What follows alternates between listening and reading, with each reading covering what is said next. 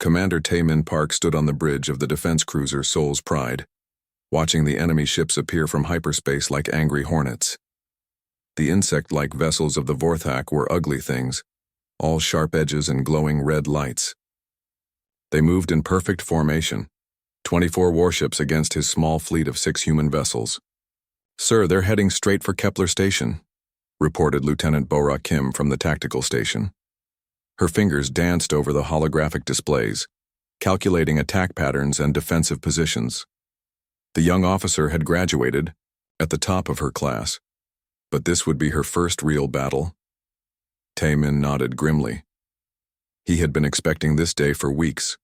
The Vorthak had been destroying human colonies one by one, moving steadily toward Earth's outer territories.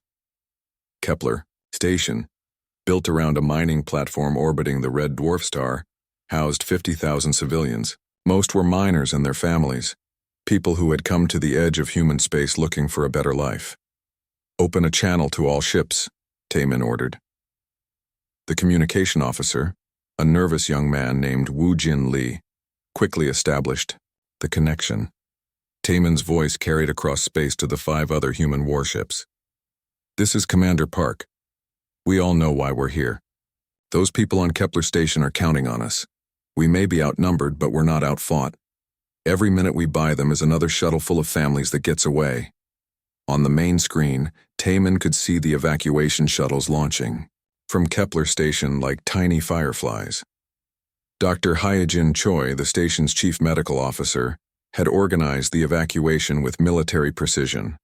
The shuttles were packed with children and elderly people first, then essential personnel. But there were so many people, and the shuttles were so small. The Vorthak fleet was still 2 hours away, but their fighter craft were much faster. Taemin watched as swarms of enemy interceptors broke away from the main fleet, racing ahead to cut off the escape routes. The math was simple and brutal.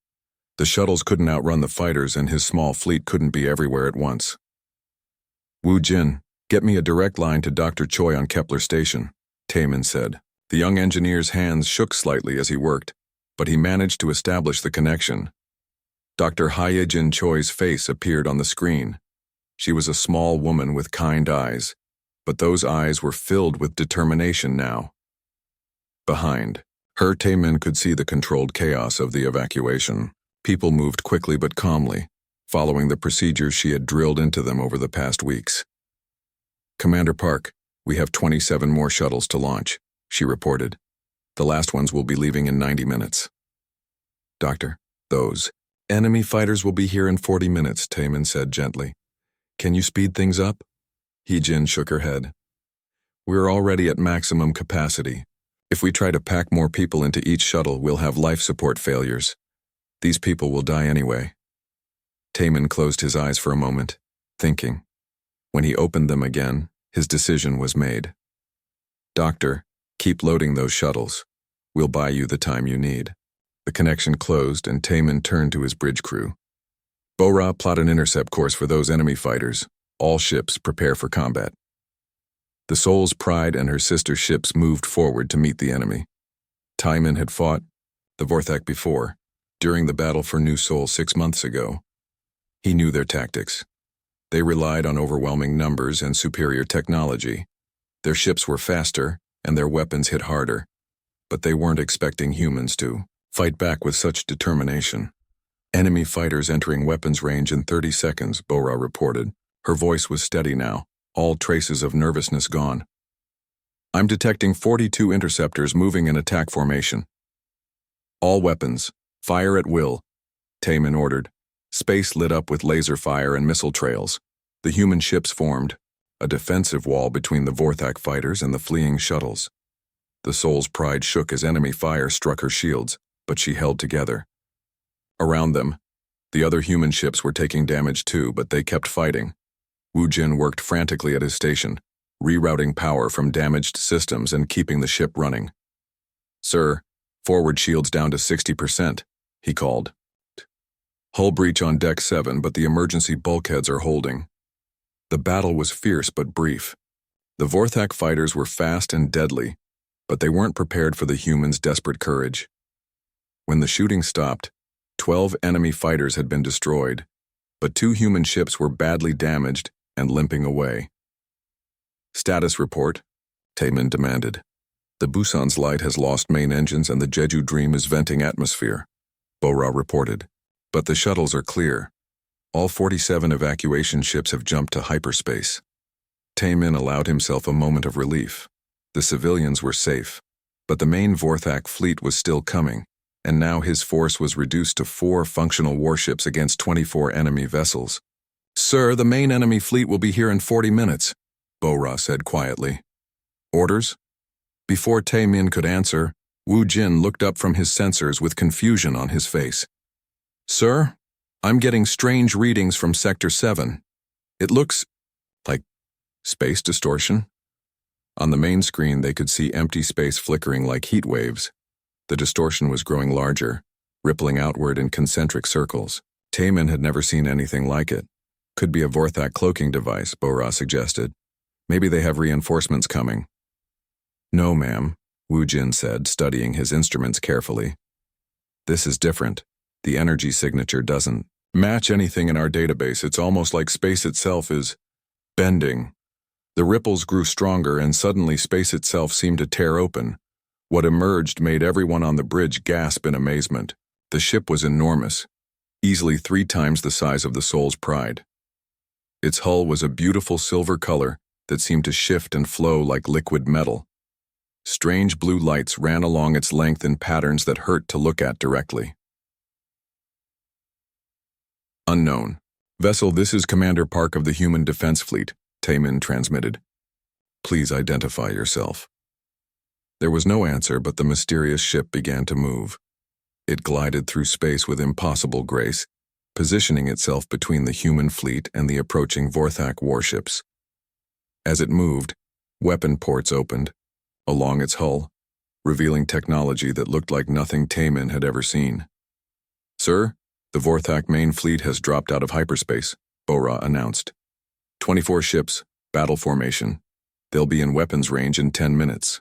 The enemy fleet spread out as they approached, their red lights pulsing like angry eyes. The Vorthak had been conquering worlds for centuries, and they had never met serious resistance from humans before. They approached confidently, expecting another easy victory.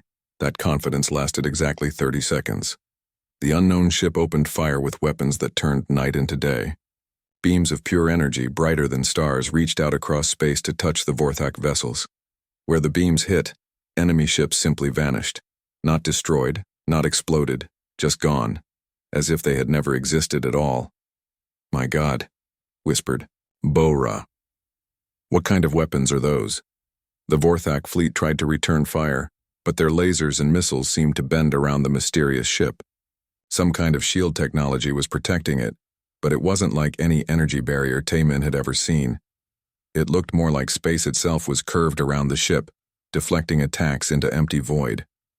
In less than 3 minutes, half the Vorthak fleet was gone.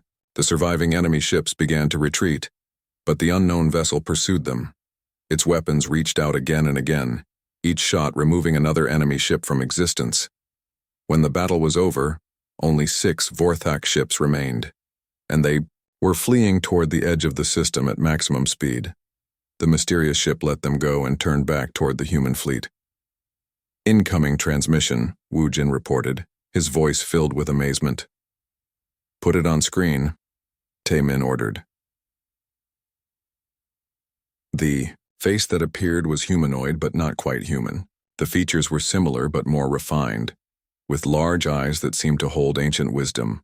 The skin had a slight silver tint, and when the figure spoke, it was in perfect Korean. "Human defenders, this is Captain Dal-Ho of the ship Eternal. Dawn, we stand with Earth's children." Taemin felt his heart skip a beat. The voice was calm and reassuring, but there was something else there too. Sadness, perhaps, or regret. "Captain Dal-Ho, this is Commander Park. We owe you our lives. Those people you just saved, the civilians on Kepler Station?" "No debt exists between us," Dal-Ho replied. "We do what we must, as do you. Your people show great courage today." "Who are you?" Taemin asked. "Where did you come from?" Dal-Ho was quiet for a moment, as if choosing his words carefully. That is a long story, Commander Park. Perhaps we should speak in person. Will you come aboard the Eternal Dawn? Taemin looked around his bridge. Bo-Ra was staring at the alien ship with fascination. Wu Jin was frantically trying to scan it with their sensors, but getting no useful data. The ship's technology was so far beyond human understanding that their instruments couldn't even identify what it was made of. Sir, Bo-Ra said quietly, this could be our only chance to learn about them. They just saved 50,000 lives. I think we can trust them. Taemin nodded. The young lieutenant was right. These beings, whatever they... The silence in the chamber was heavy after Dalho's words. Taemin stared at the images on the wall, trying to understand what he was seeing. The Devourer ships looked like nothing made by living beings. They were geometric nightmares of black, metal and pulsing red lights, stretching across space like cancerous growths. Dr. Hee-Jin Choi was the first to speak. 1 year? You're certain? Dalho nodded slowly. Our calculations are precise. The Devourers move in a predictable pattern, consuming everything in their path. Your star system is next in their line of advance. Bo-Ra leaned forward, her tactical mind already working. How do we fight them? What weapons work against these machines? That is complicated, Dalho replied. The Devourers are not alive in any sense you would understand. They are ancient machines, created by a species that died out millions of years ago. They convert all organic matter into energy to fuel themselves, and they turn planets into raw materials for building more ships. Wu Jin was studying the technical displays with fascination and horror. How big are they, those ships in the image? The smallest Devourer vessels are 50 kilometers long, Dalho said quietly. The largest we have encountered was the size of your moon. Taemin felt sick. How could humanity fight against something like that? Their biggest warships were barely 2 kilometers long. You said we have encountered. You've fought these things before?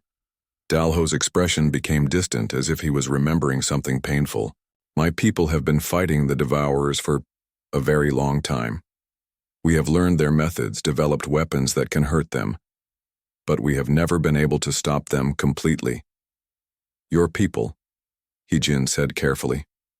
What species are you? Where do you come from? For a moment, Dalho seemed to struggle with how to answer. He looked at each of the humans in turn, as if measuring them somehow. Finally, he sighed. We call ourselves the Guardians of the First Light, he said. Our origins are difficult to explain. We have been watching humanity for some time, hoping you would not attract the Devourer's attention. But your expansion into space has made you visible to them. So this is our fault? Taemin asked, anger creeping into his voice. We're supposed to hide in our own system forever? No, Dalho said firmly. You are not to blame. All intelligent species must eventually face this choice, expand and risk discovery, or remain hidden and slowly fade away. Humanity has chosen to reach for the stars.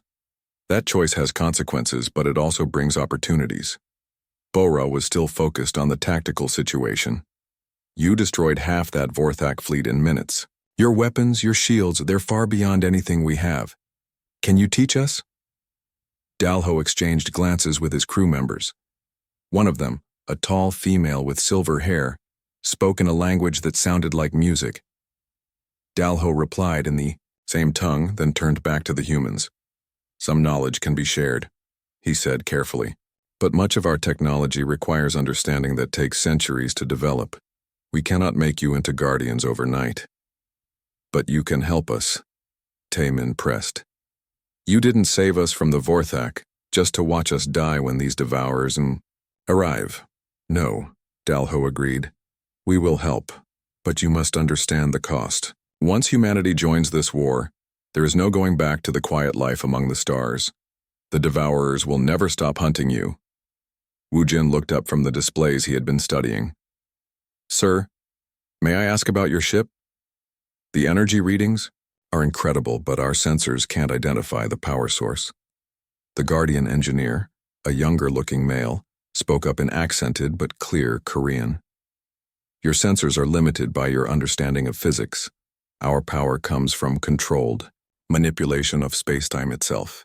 Space-time? Wujin's eyes went wide.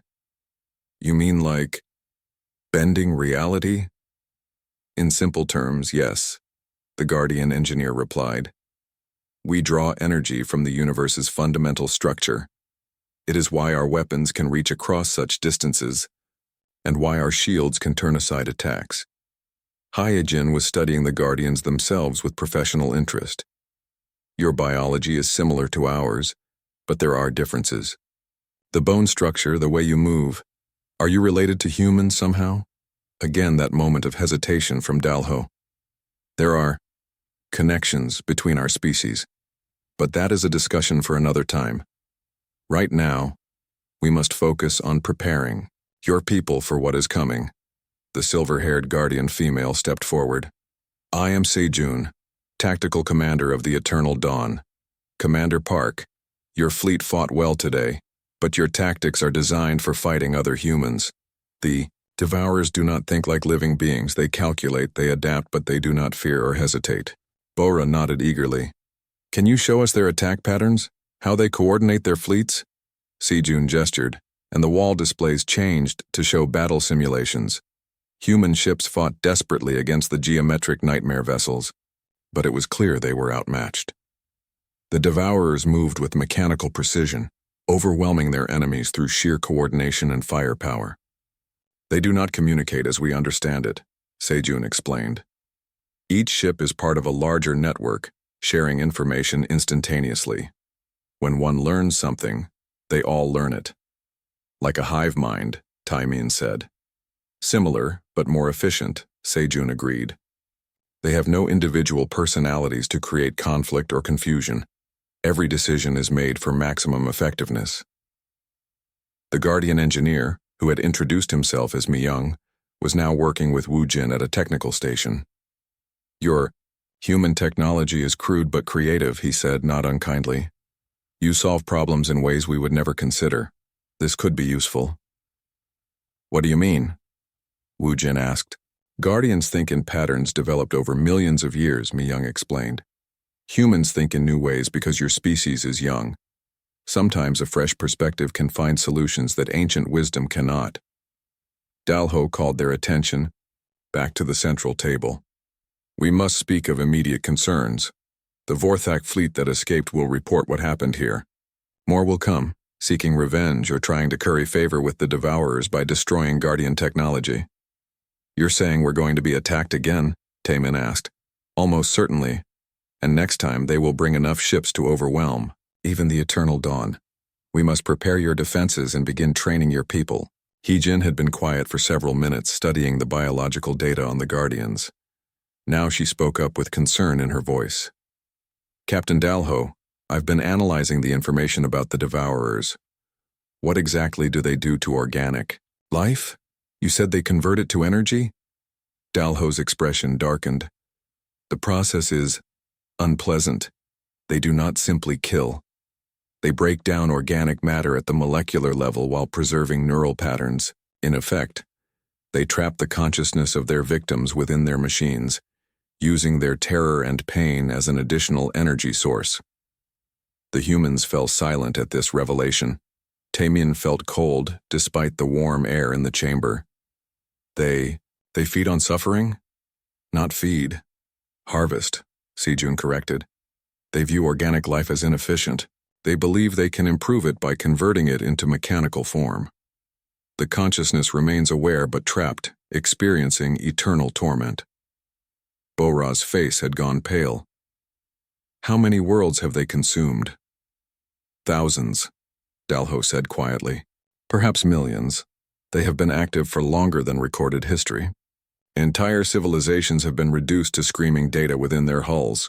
Wujin looked sick. And they're coming for Earth. Yes, but Earth will not face them alone. Dalho stood, his tall frame impressive in the blue light of the chamber. The Eternal Dawn will remain here to help prepare your defenses. We will share what technology we can, train your officers in new tactics, and help you understand what you face. How long do we have? Taemin asked. The main Devourer fleet is still 1 year away, Sejun replied. But their scout ships will arrive much sooner, perhaps 3 months. These scouts will attempt to locate and destroy any significant resistance before the main force arrives. Mi-young looked up from his work with Wu Jin. In 3 months, we can upgrade perhaps 50 of your ships with Guardian shield generators and improved weapons. It will not be enough to stop a Devourer scout fleet, but it might allow some of your vessels to survive long enough to learn their capabilities. And the main fleet? Bo-Ra asked. Dalho was quiet for a long moment. The main fleet contains over 10,000 ships, including several of the moon-sized vessels. To face them, humanity would need a fleet of thousands of Guardian-enhanced warships and perfect coordination between all human forces. Impossible, Taemin said flatly. Humanity doesn't have thousands of warships, and we've never achieved perfect coordination even in small battles. Nothing is impossible, Dalho replied. Difficult, yes. Requiring sacrifice and determination beyond anything your species has ever attempted, certainly, but not impossible. Sejun brought up new displays showing the layout of human space. Your colonies are scattered across dozens of star systems. To survive, they must be consolidated into defendable positions. Many worlds will have to be abandoned. Abandoned? Heejin protested. Those are people's homes, millions of lives. Millions of lives that will be saved if they retreat to fortified systems, Dalho said gently. This is the hardest lesson of war against the Devourers. You cannot. The hyperspace jump to Centauri in the Eternal Dawn was unlike anything Taemin had ever experienced. Instead of the violent shaking and disorientation of human faster-than-light travel, the Guardian ship moved through dimensions with smooth grace. Through the transparent walls, he watched reality bend and twist in patterns that made his eyes water. Your hyperspace technology is very different from ours, Bo-Ra observed, studying the readings on a Guardian display that Mi-young had, configured for human understanding. We do not force our way through hyperspace, Mi-young explained. We convince it to carry us. The universe responds better to requests than demands. When they dropped back into normal space near Centauri, the scene that greeted them was exactly what Dalho had predicted. The Vorthak survivors from the Kepler station battle had found the human research facility, a small cluster of habitats orbiting the neutron star. The insectoid aliens were methodically destroying everything they could find.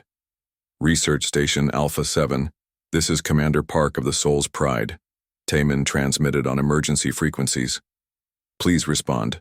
Static answered him for several seconds. Then a weak voice came through. Commander Park? Thank God. This is Dr. Jin Woo-song. The Vorthak appeared 2 hours ago. They've destroyed our defense platforms and are attacking the residential modules. We have maybe 300 people here, mostly scientists and their families. Through the Eternal Dawn's enhanced sensors, they could see Vorthak fighters strafing the defenseless station. Small explosions marked where rooms were being vented to space. People were dying while Taemin watched. Captain Dalho, we have to help them, he said. Yes, Dalho agreed. But watch carefully, Commander. This is what the Vorthak do for revenge. The Devourers do far worse. The Eternal Dawn moved toward the battle with deadly purpose, its weapons charged with that familiar blue glow preparing to strike. But this time the Guardians did something different. Instead of the instant annihilation beams they had used at Kepler Station, they fired precise shots that disabled the Vorthak ships without destroying them. Why aren't you destroying them? Wu Jin asked. Sejun answered from her tactical station. Your commander needs to see what drives the Vorthak to such fury. Dead enemies tell no stories. Within minutes, all 6 remaining Vorthak ships were crippled and drifting. The Eternal Dawn moved alongside the largest enemy vessel, extending what looked like metallic tentacles to breach its hull. Guardian boarding parties moved through the connections with fluid efficiency. Boarding action successful, Sejun reported. We have captured the Vorthak commander. An hour later, Taemin found himself face to face with his first living Vorthak. The creature was even more disturbing up close than in the tactical displays. It stood nearly 3 meters tall on 6 chitinous legs, with 4 arms ending in razor-sharp claws. Its compound eyes reflected the light like black diamonds, and when it spoke through a translation device, its voice was like grinding metal. You ally yourself with the Ancient Ones. The Vorthak commander hissed at Taemin. You do not understand what they truly are. What do you mean? Taemin asked. The alien's mandibles clicked in what might have been laughter. They have not told you. The Guardians are not your saviors, human. They are your descendants. Taemin felt the world shift. Around him, he looked at Dalho, who had gone very still. What is it talking about? Dalho was quiet for a long moment, then sighed deeply. Perhaps it is time for truth. Yes, Commander Park. The Guardians are humanity's descendants from 50,000 years in your future. The revelation hit Taemin like a physical blow. That's impossible. Time travel is possible with sufficient understanding of space-time manipulation, Mi-young said quietly. We came back through a collapsing wormhole to prevent humanity's extinction. In our timeline, the Devourers succeeded. Earth fell. Humanity scattered to the stars as refugees, just as the Vorthak are scattered now. Bora stared at the Guardians with new understanding. That's why you look like us. That's why you speak our languages perfectly. Korean was my grandmother's language, Dalho admitted. Though she lived 47,000 years from now, I learned it as a child, along with the old stories of Earth and the Great War against the machines. Hyejin was studying Dalho with professional fascination. The evolutionary changes, increased height, the silver tint to your skin, the enhanced bone structure, 50,000 years of adaptation to different environments. And genetic enhancement, Sejun added. By your time scale, we are no longer entirely natural humans. We have modified ourselves to better fight the Devourers. The Vorthak commander's clicking laughter grew louder. Tell them the rest, Ancient One.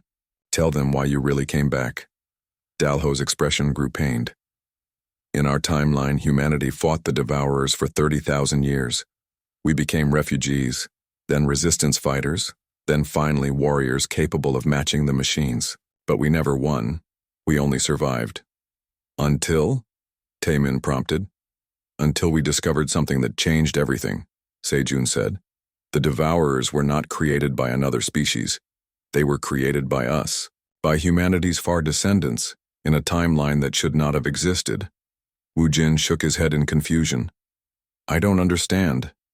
Mi-young brought up a complex temporal diagram. Time is not linear when you can manipulate it. The Devourers were created by humans from a timeline where Earth never developed resistance to them. Those humans, in desperation, tried to become machines themselves to survive. But they lost their humanity in the process and became the very monsters they had feared. A paradox loop, Taemin said, beginning to understand. The Devourers exist because humanity was conquered by the Devourers. Exactly, Dalho confirmed. We came back to break the loop. If humanity develops the strength to resist from the beginning, if Earth becomes a rallying point instead of a victim, then the timeline that creates the Devourers can be prevented. The Vorthak commander's voice turned mocking. And if they fail?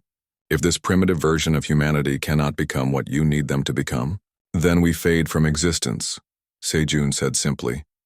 The paradox corrects itself and our timeline ceases to be. You're gambling your entire civilization on us, Bo-Ra said in wonder.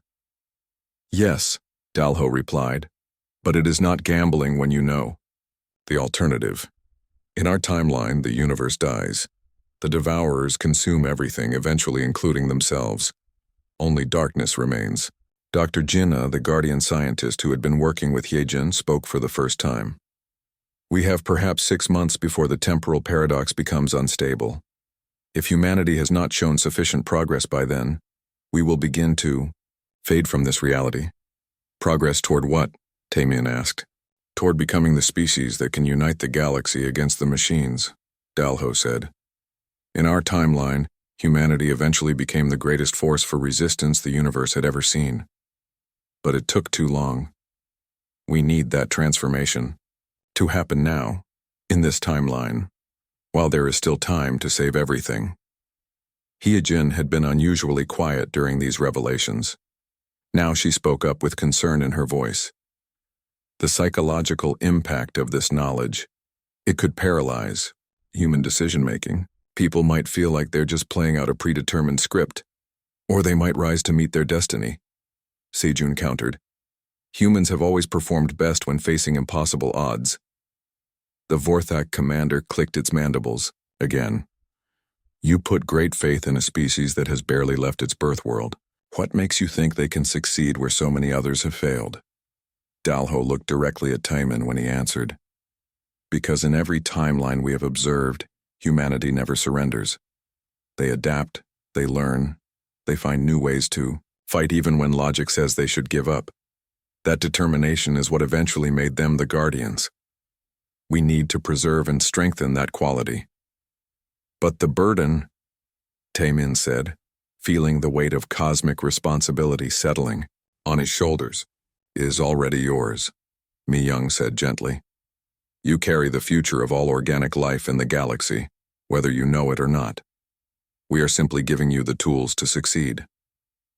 Over the next several hours, as the Eternal Dawn rescued the survivors from the research station, the Guardians shared more of their advanced knowledge.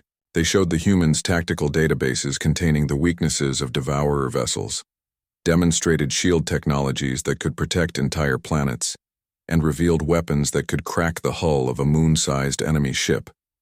But with each new piece of information, Taemin felt the enormity of what humanity faced. They would need to go from a scattered collection of colonies to a galactic superpower in less than a year.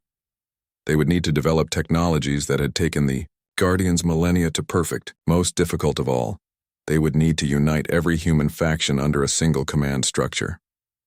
The colonial governments will never agree to unified command, Bora said as they studied the tactical requirements. Mars wants independence.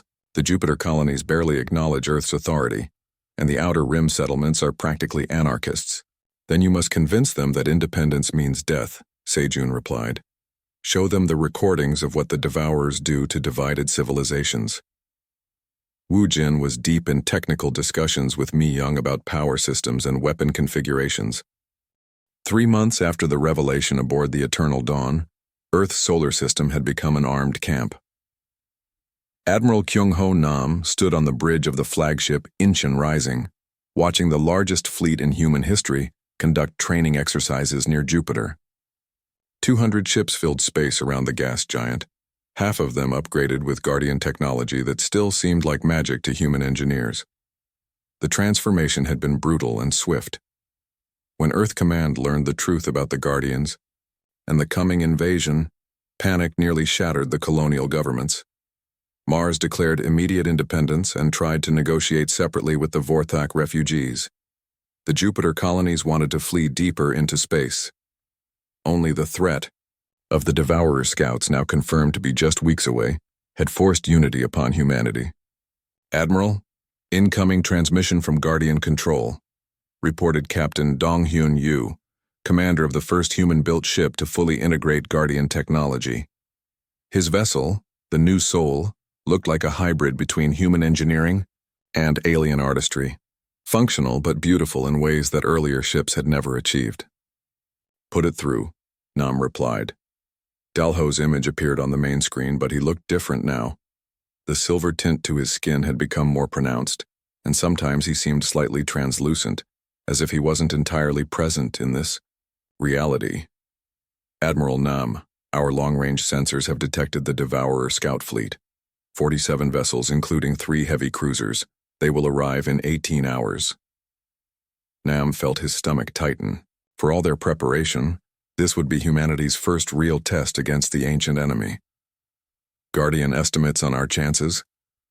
Unknown, Dalho replied, and that uncertainty was more frightening than any confident prediction would have been. Your people have adapted to Guardian technology faster than we thought possible. But the Devourers will adapt too. This battle will tell us much about what is to come. The transmission ended, and Nam turned to survey his bridge crew. Most were young, barely out of the academy, but they had trained with Guardian instructors for 3 months. They knew more about space combat than officers with decades of experience. Colonel So Young Han materialized on the bridge, having just teleported up from the planet's surface using Guardian transport technology. She commanded the new Human-Guardian Hybrid Corps, volunteers who had accepted genetic modifications to better interface with alien technology. The changes had been subtle so far, but Nam could see the difference in her eyes. They held depths that reminded him of the Guardians themselves. "Admiral, the planetary defenses are ready," she reported. "We have Guardian shield generators protecting Earth, Mars, and the major colonies. If the scouts get past the fleet..." "They won't," Nam said with more confidence than he felt. "How are the volunteers handling the modifications?" So Young's expression became complicated. "Better than expected, but there have been incidents. Some of the enhanced soldiers are having trouble relating to unmodified humans. They're starting to think differently, process information faster. We may have created a new subspecies." That was a problem for another day. Right now, Nam had to focus on the approaching enemy. "All ships prepare for combat. Guardian vessels, take point positions. Human ships, follow defensive formation Gamma." The combined fleet moved into position near the orbit of Saturn, using the planet's rings for tactical advantage. The Guardian ships, there were only 12 of them now as several had faded from existence as the timeline grew more stable, formed a forward screen of devastating firepower. Behind them, human vessels with Guardian-enhanced shields and weapons waited for their first taste of real war. "Contact," announced the sensor operator, Lieutenant Unji Park. She was Taemin's sister, and like many of the new generation, she had volunteered for genetic enhancement. Her reflexes were now fast enough to process Guardian sensor data in real time. Devourer scout fleet dropping out of hyperspace at the edge of the system. On the main screen, space rippled and tore as the enemy arrived. The Devourer ships were every bit as horrifying as the recordings had suggested, geometric nightmares of black metal and pulsing red lights. But seeing them in person was different. They radiated wrongness, as if their very presence made space. "Itself sick, my God," whispered Dong-hyun from the new soul. "They're beautiful."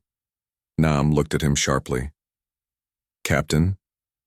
Dong-hyun shook his head, looking confused. "Sorry, sir, I don't know why I said that. They're clearly hostile." But Nam noticed that several other officers with Guardian modifications were staring at the enemy ships with expressions of fascination rather than fear. That was troubling, but there was no time to investigate. "Guardian Command, this is Admiral Nam. Execute attack pattern Delta."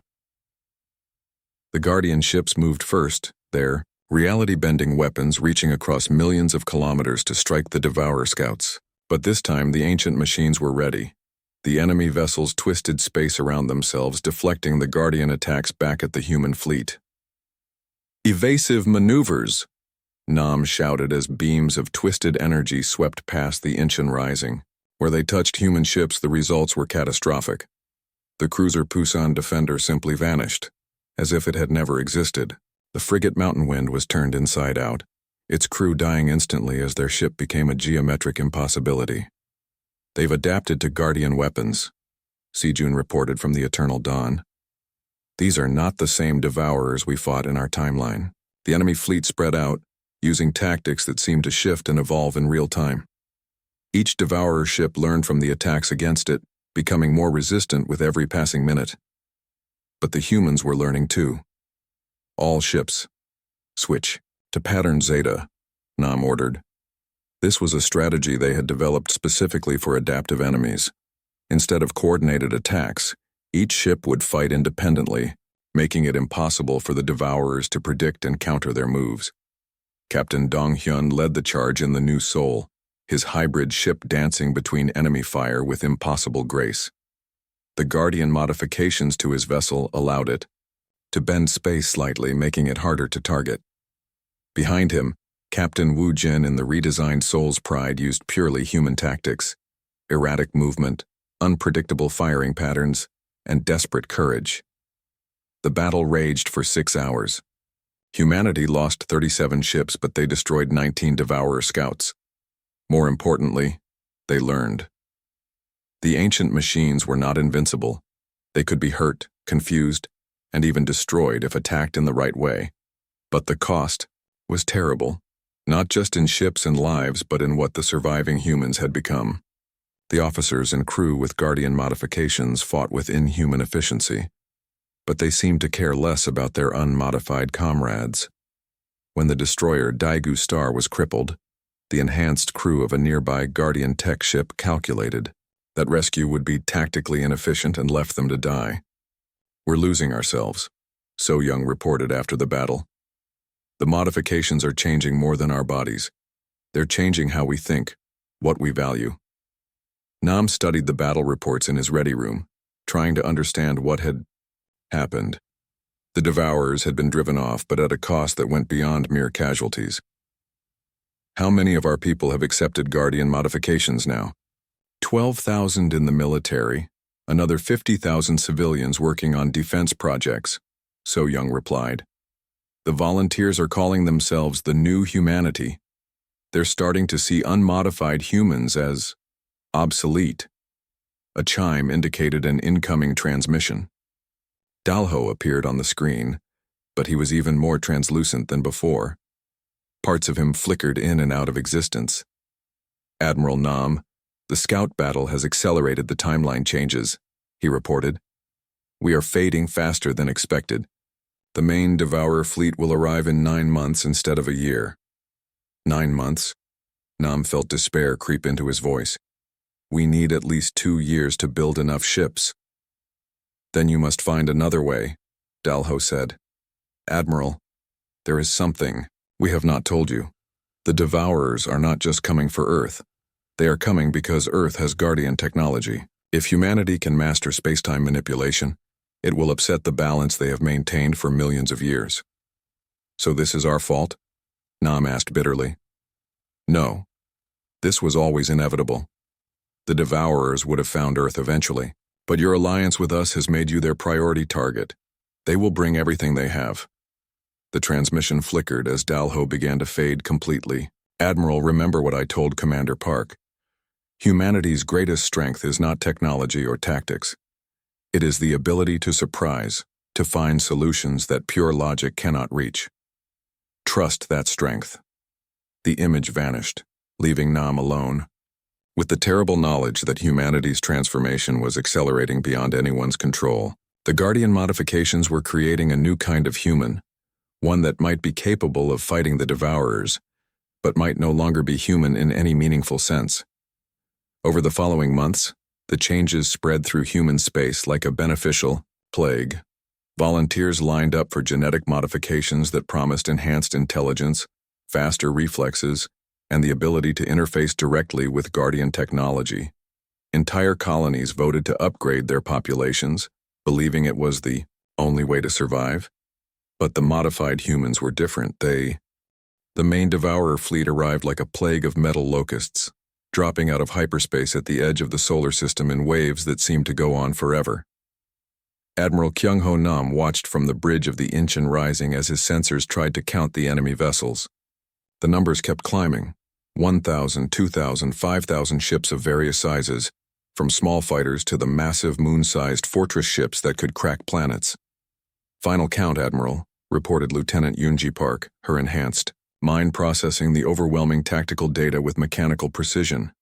11,437 Devourer vessels, mass equivalent to approximately 40% of Jupiter. Nam felt the weight of those numbers settle on his shoulders like a funeral shroud. The combined human Vorthak Guardian fleet numbered just over 3,000 ships, many of them converted civilian vessels armed with whatever weapons they could mount. It wasn't enough. It could never be enough. But then he looked around his bridge and saw something that made him smile despite everything. Human officers worked alongside Vorthak tactical specialists. Enhanced humans with Guardian modifications collaborated with unmodified humans who brought intuition and creativity to every problem. Former enemies had become family in the face of extinction. "All ships, this is Admiral Nam," he broadcast to the massive fleet. "Today we face an enemy that has conquered the galaxy for millions of years. They have destroyed civilizations that were old when Earth was young. They expect us to break, to run, to surrender as so many others have done." He paused, looking directly into the camera that would carry his words to every ship in the fleet. "They don't know us very well, do they?" Laughter rippled across the communication channels. Tense, but genuine. Human laughter, vorthak, clicking, sounds of amusement, and even the musical tones that enhanced humans used to express humor. They were afraid, but they were not broken. Commander Taemin Park, take the Soul's Pride and the first strike group to defend the Mars colonies, Nam ordered. Colonel So Young Han, position the hybrid core around Earth. Captain Dong Hyun Yu, you have the outer system patrol. Taemin's face appeared on the screen, older now and bearing the scars of the earlier battles. He had refused genetic modification, choosing to remain fully human despite the tactical disadvantages. Admiral, it's been an honor serving with you. Save the speeches for after we win, Nam replied with a grin. We have a galaxy to save. The battle began with the Devourer advanced scouts, smaller ships designed to test human defenses and gather tactical data. But these scouts were unlike anything the Devourers had used before. Instead of the mechanical precision of the earlier waves, they moved with creativity and unpredictability that seemed almost alive. They're learning from us, So Young observed from her command ship. The Devourers have been analyzing human tactics and incorporating them into their own strategy. It was true. The enemy ships now moved with the random patterns that human pilots had used effectively, but combined with mechanical efficiency that made them devastatingly effective. Worse, they seemed to be developing something resembling intuition, making tactical leaps that pure logic couldn't explain. The first phase of the battle raged across the outer solar system. Human-led forces used hit-and-run tactics, striking at isolated enemy groups and retreating before the main force could respond. The Vorthak refugees proved invaluable here, their knowledge of Devourer weaknesses allowing precision strikes that crippled ships 10 times their size. But the cost was terrible. For every Devourer ship destroyed, humanity lost 3 vessels. The mathematics of attrition were brutally clear. At this rate, the defense fleet would be annihilated long before making a significant dent in the enemy force. That's when the Guardians made their final sacrifice. Dalho, now so translucent, he was barely visible, appeared on Nam's screen one last time. Admiral, we have been fading from existence as the timeline stabilizes. Soon we will be gone completely, but we can choose how we fade. What do you mean? We can concentrate all our remaining temporal energy into a single moment, Sejun explained, her image flickering like a candle in the wind. It will not destroy the Devourer fleet, but it will give you an opportunity. What you do with that opportunity will determine whether humanity survives. Before Nam could ask for details, space itself seemed to convulse. The remaining Guardian ships, all 7 of them, began to glow with impossible brightness. Reality warped around them as they poured their fading existence into one final gambit. The effect was stunning. Every Devourer ship in the solar system suddenly went dark, their energy systems overloaded by a temporal pulse that existed outside normal space-time. For exactly 17 minutes and 33 seconds, the ancient enemy was helpless. All ships, emergency power to weapons and engines, Nam commanded. This is our chance. What followed was the most destructive 17 minutes in human history. Every ship in the human fleet unleashed everything they had at the darkened enemy vessels. Weapons that had taken months to perfect, tactics developed through countless simulations, and the desperate courage of beings fighting for their very existence combined into a hurricane of destruction. Taemin led a suicide run into the heart of the Devourer formation, ramming the Soul's Pride into one of the moon-sized fortress ships. The explosion that followed lit up the solar system like a second sun, taking out dozens of nearby enemy vessels. Taemin, Nam shouted, but the communication channel was dead. Another hero lost to the war. When the 17 minutes ended, and the Devourer ships began to reactivate, the tactical situation had changed dramatically. The enemy fleet had been reduced by 40%, and their formation was in chaos. More importantly, the human forces had learned something crucial about their enemy. They're afraid, Yoonji Park reported with amazement in her enhanced voice. The Devourer command signals show patterns consistent with uncertainty and concern. It was true. For the first time in millions of years, the ancient machines were facing an enemy that could hurt them significantly, They had expected to brush aside human resistance as they had crushed so many others.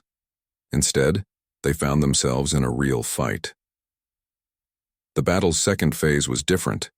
Instead of the methodical advance that had characterized devourer tactics, for eons the enemy began to show something resembling desperation. They threw wave after wave of ships at human positions, taking heavy casualties in exchange for minor tactical gains. But humanity was changing too. The constant pressure of the battle was forcing enhanced and unmodified humans to work together, in ways that created something new. Enhanced humans provided processing power and tactical precision, while unmodified humans supplied the creativity and intuitive leaps that kept surprising the enemy. The Vorthak refugees revealed their greatest secret during the battle's climax.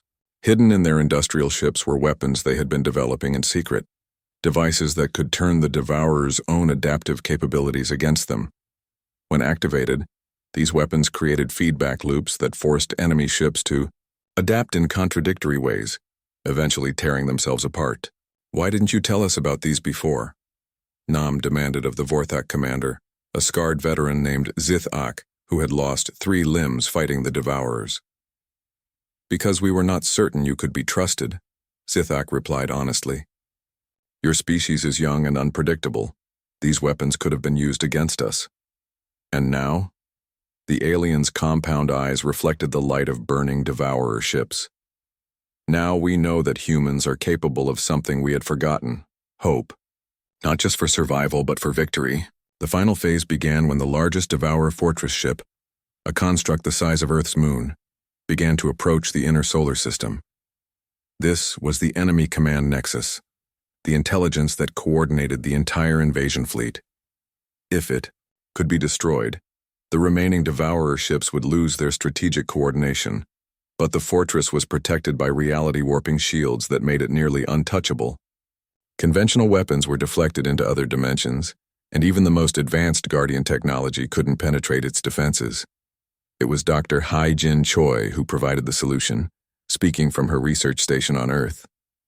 The Devourers preserve the consciousness of their victims within their ships. That fortress contains the minds of billions of beings they've conquered over millions of years. "How does that help us?" Nam asked. "Because consciousness creates quantum uncertainty," Hai-Jin explained.